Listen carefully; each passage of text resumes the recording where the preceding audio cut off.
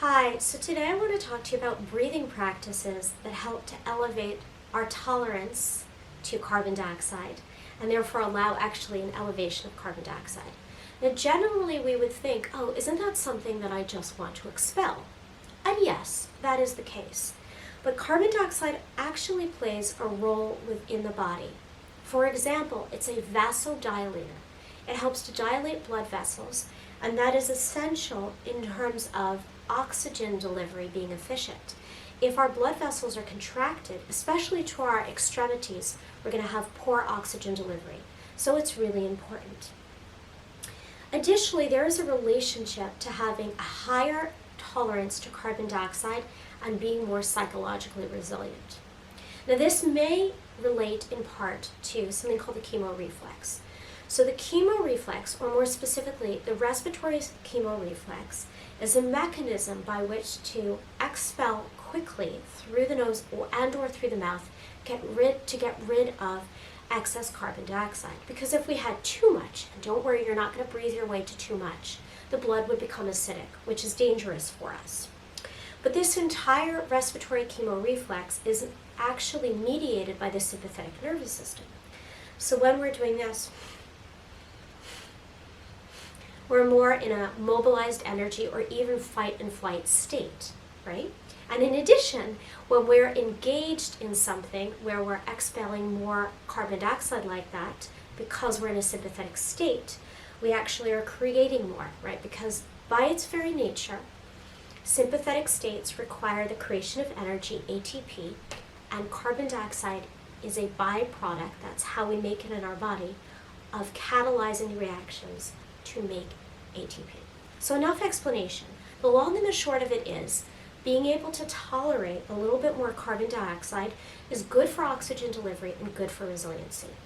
Now, I feel like the Butekyo School of training, which really focuses on breath, has developed some of the best exercises out there. So I'm going to give a shout out to Butekyo. Any of you really interested should do training with them. They have an online training, which is great.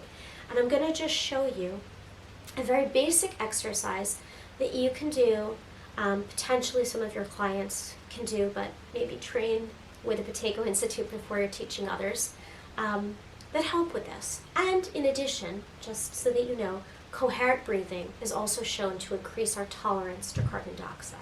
Okay, so all we're going to do is we're going to inhale naturally, exhale naturally, both through the nose, and then we're going to hold the breath out, and we're going to rock from side to side over and over as much as we can until we need to breathe in again. When we breathe in again, it must be through the nose. It should not be like this, but it should be controlled and gentle, even though that will be difficult. Count to 45, and then there's some normalization again of oxygen and carbon dioxide levels, and then do it again. And we repeat this 5 times. After the 5th time, just relax. Now, because carbon dioxide will still be somewhat elevated each time, it's kind of the law of diminishing returns. The first time you can probably hold the breath out more than you will the remaining 4 times. So let's do it together, and if you finish before me, just sit and relax for a moment. So inhale together. Exhale, and rock back and forth as long as you can until you need to breathe in.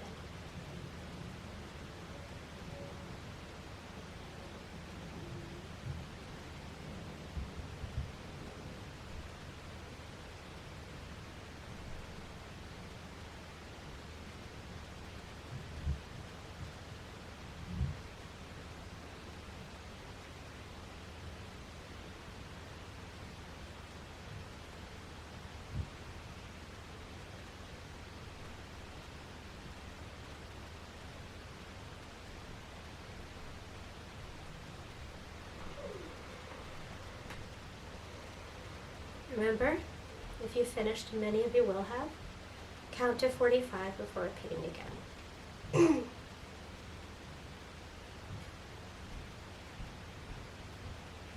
And just breathe naturally during this time.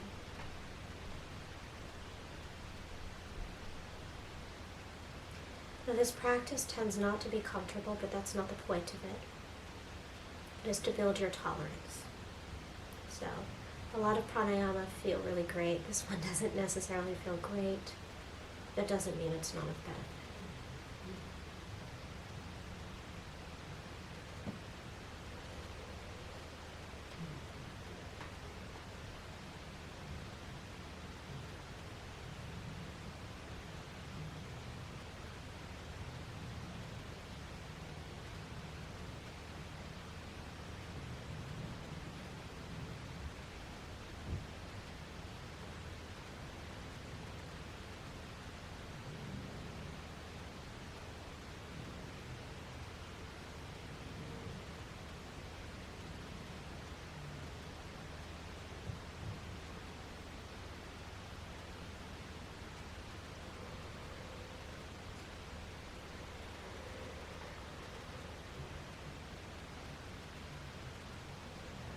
The more often you do this, the longer you'll be able to hold the breath out each time.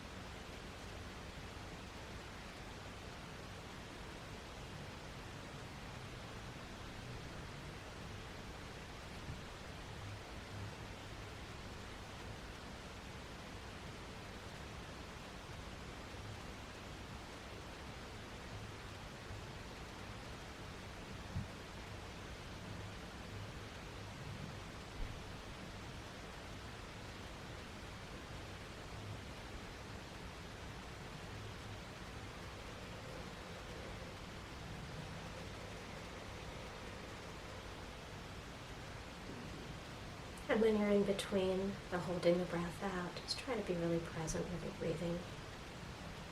Often that happens organically because the brain is like, ooh, that's a lot more carbon dioxide than normal. And it perks up. So you may find yourself quite concentrated, even if not comfortable.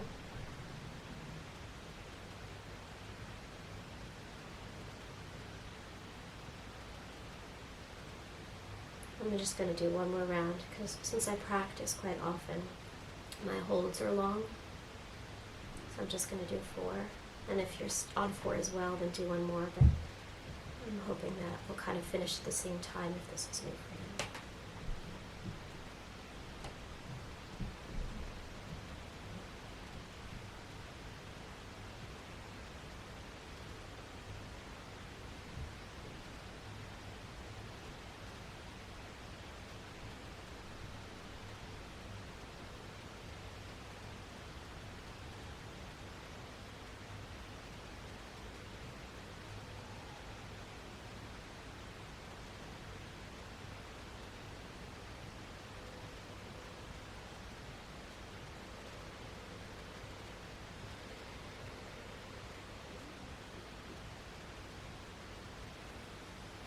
So if you're not finished, continue otherwise.